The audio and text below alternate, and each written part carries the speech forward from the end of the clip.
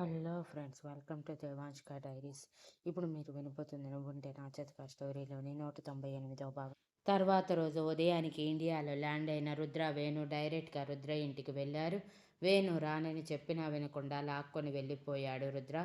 సడన్గా ఎవరికీ చెప్పకుండా వచ్చిన రుద్రని చూసి ఫ్యామిలీ మొత్తం షాక్ అయ్యారు.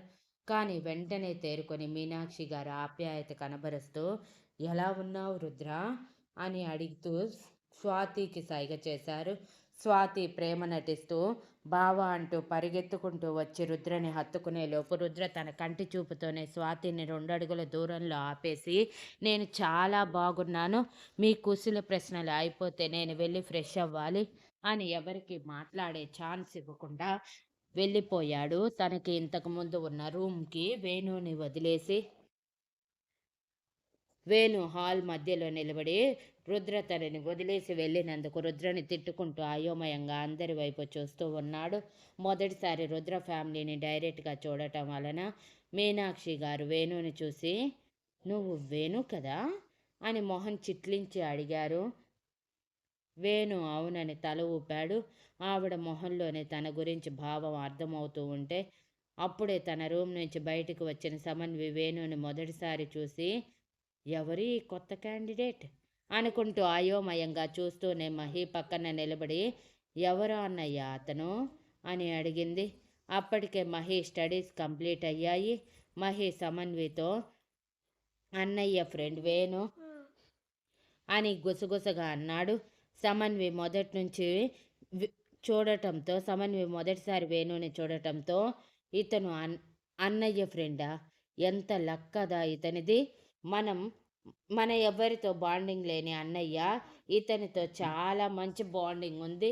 అందుకే ఎవరిని దగ్గరికి రానివ్వని అన్నయ్య ఇతన్ని మాత్రం దగ్గరికి రానివ్వటమే కాదు, వెనక పెట్టుకొని మరీ తిరుగుతున్నాడు అని చిన్న కన్నీటి పొరతో నవ్వుతూ అంది. అది నిజమే, సరేలే వదిలే అని వేణు వైపు చూశారు.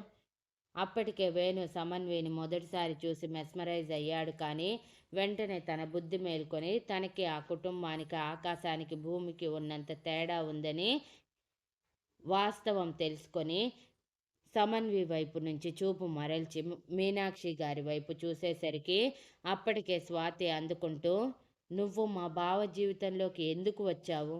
నువ్వనే వాడివి లేకపోయి ఉంటే బావ మాకు దూరంగా అమెరికా వెళ్ళేవాడే కాదు, హ్యాపీగా మాతోనే ఉండేవాడు. పైగా నీకు డబ్బులు ఖర్చు పెట్టడం ఒకటి, నువ్వేమైనా మా ఇంటి మనిషివా, లేకపోతే ఈ ఆస్తిలో నీకు భాగం ఉందా?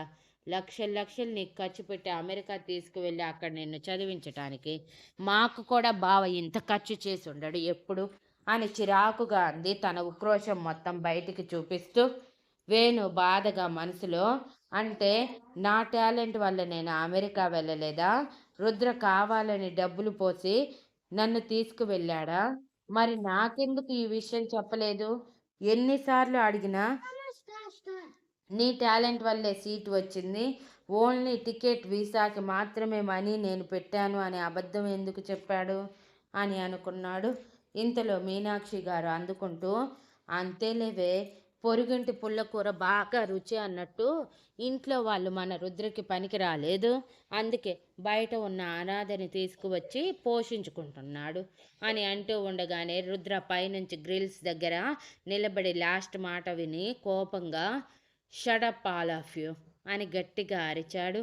రుద్ర వాయిస్కి బెదిరిపోయిన వాళ్ళందరూ మొహం పైకెత్తి రుద్ర వైపు చూడగా అప్పటికే రుద్ర మొహం గంభీరంగా మారిపోయి కళ్ళు ఎర్రగా కనిపిస్తూ ఉంటే గుటకలు మింగుతూ చూస్తూ ఉన్నారు. రుద్ర కోపంగా ఒక్కో మెట్టు కిందకి దిగుతూ, హౌ డేర్ యూ, నా ఫ్రెండ్ని అన్ని మాటలు అంటారా? అయినా మీ డబ్బేమైనా నేను ఖర్చు పెట్టానా? తాతయ్య డబ్బు ఖర్చు పెట్టాను. మీరేమైనా రూపాయి సంపాదించి ఇక్కడ పెట్టినట్టు మాట్లాడుతున్నారేంటి? మీరు కూడా ఇక్కడ ఊరికే పడి తింటున్నారు. ఆ విషయం మర్చిపోవద్దు. ఎదుటి మనిషితో మర్యాదగా మాట్లాడండి. మీకంటే వేణునే బెటర్. వాడు ఎప్పుడూ నా నుంచి రూపాయి ఎక్స్పెక్ట్ చేసింది లేదు. తన కష్టాన్ని నమ్ముకున్నాడు. కానీ మీరు అని అందరి వైపు వేలు చూపించి మరి పాయింట్ అవుట్ చేస్తూ ఆఖరికి తన అమ్మ వైపు కూడా చూపించి, మీరందరూ కూడా తాతయ్య ఉండనివ్వబట్టి ఇక్కడ ఉంటున్నారు ఊరికే ఫ్రీగా, కాబట్టి ఈ ఇంట్లో మీకు మాట్లాడే అర్హత లేదు. మీరు నోరెత్తి మాట్లాడాలి అనుకుంటే సంపాదించి మీ డబ్బు మా చేతుల్లో పెట్టి ఇక్కడ గర్వంగా నిలబడి నా ఎదురుగా తలెత్తండి అని సీరియస్గా చెప్పి వేణు వైపు చూస్తూ, నువ్వు ఇంకా ఏంటి దిష్టి బొమ్మలా నిలబడ్డావు, రా అని అరిచాడు. అప్పటికే వేణు మనసుకి మీనాక్షి గారు స్వాతి మాటల వల్ల గాయమయ్యి ఉండటంతో, లేదులే బావా, నేను నా రూమ్కి వెళ్ళిపోతాను. డైరెక్ట్గా నన్ను ఇక్కడికి తీసుకువచ్చేసావు కదా, ఫ్రెష్ అవ్వాలి అని మొహం మీద కష్టంగా నవ్వు తెచ్చుకొని చెప్పి వెళ్ళటానికి వెనుతిరిగాడు. సమన్వి బాధగా వేణు వైపు చూస్తూ ఉంటే, మహి అలా అయ్యో వేణుగారు, అలా ఎలా వెళ్ళిపోతారు? మీరు మా అన్నయ్య ఫ్రెండ్ అంటే మాకు ఫ్రెండ్‌నే. మా ఫ్రెండ్ ఇంటికి వస్తే ఇలా మధ్యలోనే పంపించేస్తామని అనుకుంటున్నారా? నెవర్.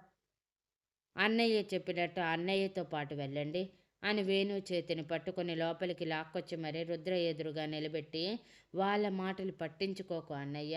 నీకు తెలుసు కదా కుక్కతో ఒక వంకర అని. వాళ్ళు కూడా అలాంటి వాళ్ళే.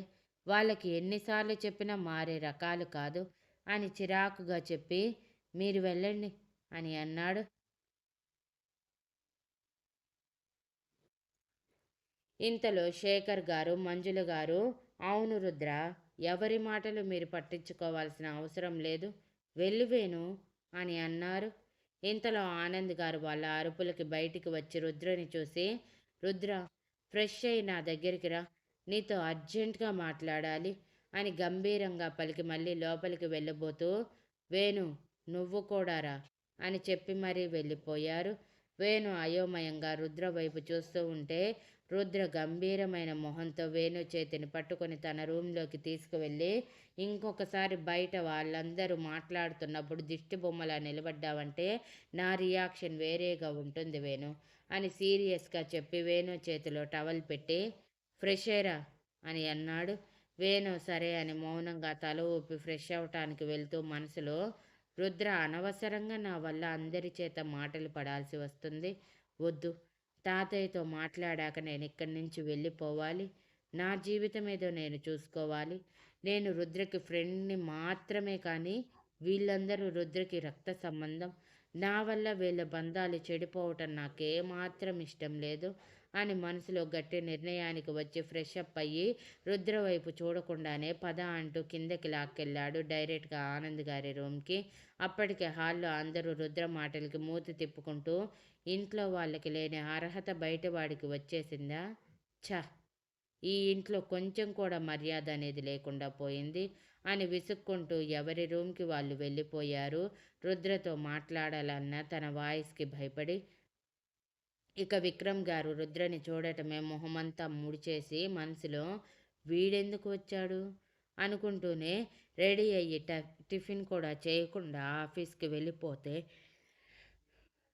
శేఖర్ గారు మాత్రం ఆనంద్ గారి మాటల మేరకు ఆగిపోయారు ఆఫీస్‌కి వెళ్ళకుండా. ఇక మంజుల గారు రుద్ర వచ్చాడని హడావిడిగా వంటగదిలో ఆవిడ వంట వండుతూ, రుద్రకి ఇష్టమైనవన్నీ వండుతూ ఉన్నారు. ఇక సమన్వి, మహి రుద్ర ఎప్పుడు బయటికి వస్తాడా అని వెయిట్ చేస్తూ, రుద్ర వచ్చేలోపు ఫ్రెష్ అయ్యి రెడీగా ఉండి అన్నయ్యతో టైం స్పెండ్ చేయాలని సమన్వి కాలేజ్ మానేస్తే, మహి తన ఫ్రెండ్స్‌తో వెకేషన్ ఆపేసి మరి వెయిట్ చేస్తూ ఉన్నాడు. అలా రుద్ర కిందకి రావటం, వెంటనే ఆనంద్ గారి రూమ్‌కి వెళ్ళిపోవటంతో సమన్వి వాళ్ళు వెళ్ళే వాళ్ళు కూడా ఆగిపోయారు. ఆనంద్ గారు పిలవకుండా లోపలికి వెళ్ళటం సభ్యత కాదనుకొని లోపలికి వెళ్ళిన రుద్రని చూసి ఆనంద్ గారు నవ్వుతూ సంతోషంగా తనని హత్తుకొని, ఎలా ఉన్నావు రుద్ర అని ఆప్యాయంగా అడిగారు. బాగున్నాను తాతయ్య. మీరేంటి ఇలా అయిపోయారు?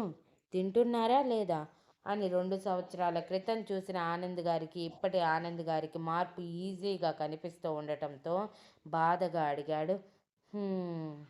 అంటూ ఆనంద్ గారు ఒక నిట్టూర్పు విడిచి, ఈ ఇంట్లో నేను ప్రశాంతంగా ఉండేది నా బాధ్యతలన్నీ మరొకరు సవ్యంగా నిలబెడుతూ తలకి ఎత్తుకున్నప్పుడే రుద్ర అంటూ కూర్చోమని చెప్పి వేణునికి కూడా చెప్పి రుద్ర కళ్ళల్లోకి సూటిగా చూస్తూ, ఇక నువ్వు మన కంపెనీలని హ్యాండ్ ఓవర్ చేసుకోవాలి రుద్ర.